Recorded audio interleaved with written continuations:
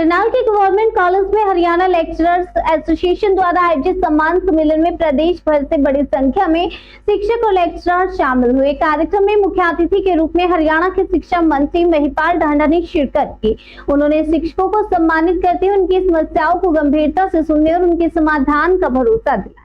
Media से बातचीत में शिक्षा मंत्री ने कहा कि सरकार शिक्षकों की विभिन्न मांगों पर गंभीरता से विचार कर रही है और उनका समाधान प्राथमिकता के आधार पर किया जाएगा। युवा आंदोलन, केंद्रीय शिक्षा मंत्री के इस्तीफे, नई शिक्षा नीति और अन्य मुद्दों पर पूछे गए सवालों के जवाब में उन्होंने विपक्ष पर आरोप लगाया कि कुछ राजनीतिक दल छात्र आंदोलनों को राजनीतिक नजरिए से देख रहे हैं। उन्होंने दावा किया कि कुछ बाहरी तत्व आंदोलन का फायदा उठाने की कोशिश कर रहे थे। स्पेशल इंटेंसिव रिवीजन पर शिक्षा मंत्री ने कहा कि लोकतंत्र को मजबूत बनाने के लिए पात्र मतदाताओं का नाम मतदाता सूची में होना, पात्र नामों को हटाना आवश्यक है। उन्होंने केंद्रीय शिक्षा मंत्रालय का अतिरिक्त प्रभार मिलने पर प्रहलाद जोशी को अनुभवी मंत्री बताया और कहा कि परीक्षाओं का संचालन संबंधित एजेंसियां करती हैं।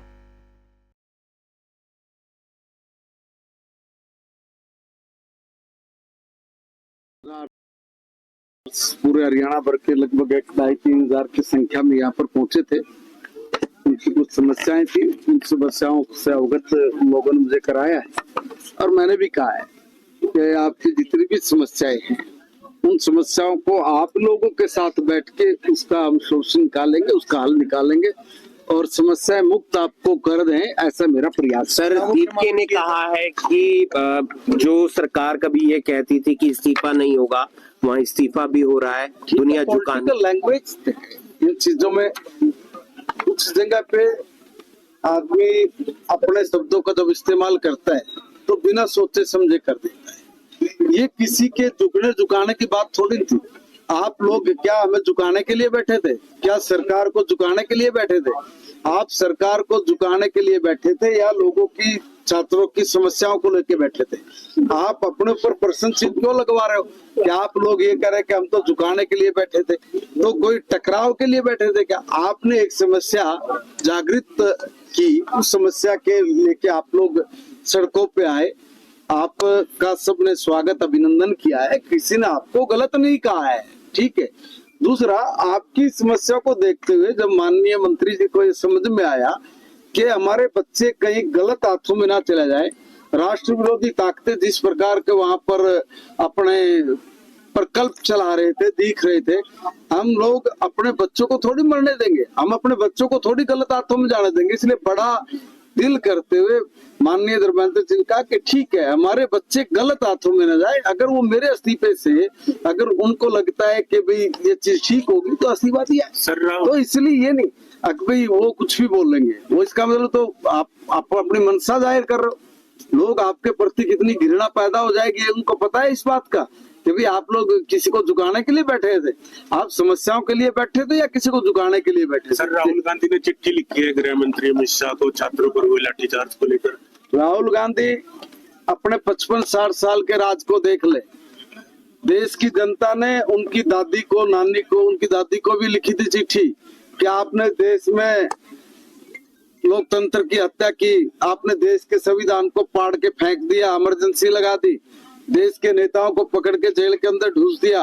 आज भी हरियाणा प्रदेश की भी हजारों लोग और इस देश के लाखों लोग आप लोगों से ये कह रहे कि आपने उनकी जिंदगी नासूर कर दी थी, नसबंदी कर करके। लोग खेतों में भागे फिरते थे, 18-18 साल के, 14-14 साल के बच्चों की नसबंदी करने के गुनाहगार तुम हो।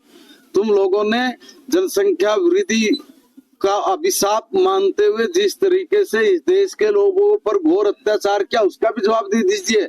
हमने जनसंख्या वृद्धि को कभी अभिशाप नहीं माना, हमने जनसंख्या वृद्धि को इस देश के लिए एक एसिड माना कि भाई वो बहुत अच्छा कर सकते हैं, हम उनसे अच्छा करा सकते हैं। और आज देश की जनता उस पर नाज कर रही है, उससे अच्छा करा रही है। प्रहलाद जोशी जी को अतिरिक्त प्रभार मिला। प्रहलाद जोशी जी बहुत अनुभवी मंत्री हैं और मुझे पूर्ण विश्वास है कि वो अनुभवी तो माननीय धर्मेंद्र जी भी, वही उनके अनुभव में कमी नहीं है। वही अब कांग्रेस के नेताओं से, आप मीडिया के लोगों ने पूछा है कि भाई आपके इसमें भी पेपर लीक हुआ था, तो उनका वो हमने थोड़ी एग्जाम लेना है, आप ही लोग दिखा रहे हो। वो तो एग्जाम सीबीएसई लिया था, फलां ने लिया, ढिकड़ा ने लिया, तो ये क्या धर्मेंद्र जी ने लिया था? अगर मैं उनकी बात के आधार पे कहूँ, ये कोई जिम्मेवार जिम्मेवार बयान नहीं है, जिम्मेदाराना। अगर हम लोग ये बोल देते इस तरह की भाषा को क्या बोलते, अब उन्हीं के मंत्री क्या बोल रहे हैं, आपको ही बोल रहे हैं, मीडिया में हम लोग तो ये बयान देख रहे हैं कि किस तरह की बात कर रहे हैं। यानी कि ये जनता के प्रति गंभीर नहीं है, छात्रों के प्रति गंभीर नहीं है। और इनको ये तो सिर्फ एक, अभी तो इनकी नानी मर गई है। ये जो धरना कांग्रेस वालों ने उठा लिया, तो इन पॉलिटिकल जो दल है इनकी सबकी नानी मर गई है। वो कह रहे ये क्या हो गया, क्यों उठा लिया? अभी तो और आगे लगानी थी इन लोगों ने। इन लोगों ने तो अभी देश में तांडव मचाना था, क्योंकि इनका जो प्री प्लान्ड था, वो प्री प्लान वो इन नेताओं को, कुछ नेताओं को समझ में, और उन्होंने सोच लिया कि नहीं ये ठीक नहीं है।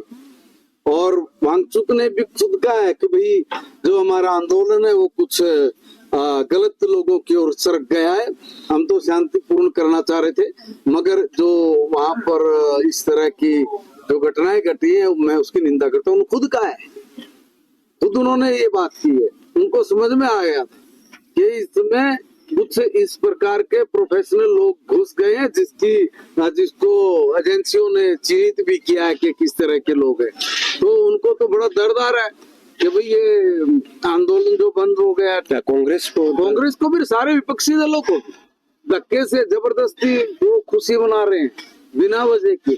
ठीक सही प्रक्रिया चल रही है प्रदेश में। कर रहा हूँ SIR में, देखिए बिल्कुल एकदम फेयर काम था, और इसमें कोई भी योग्य व्यक्ति वो बिना वोट के वो रहे नहीं, और किसी अयोग्य व्यक्ति का वोट ना बने, इस पर आप और हम सब भी समाज का एक हिस्सा है, हमें भी इस पे ध्यान देना चाहिए। अब ऐसी भी वोट बनी है पहले कि एक मेरी विधानसभा में मुझे अभी ध्यान में एक वार्ड में एक 10x15 के रूम में 50 वोट की 52 वोट, अब 52 वोट वहाँ खड़ा करके दिखाइए। 50 10x12-15 के कमरे में 20 का होगा, 10x20 का कमरा मान लीजिए उसमें, उस एड्रेस के ऊपर।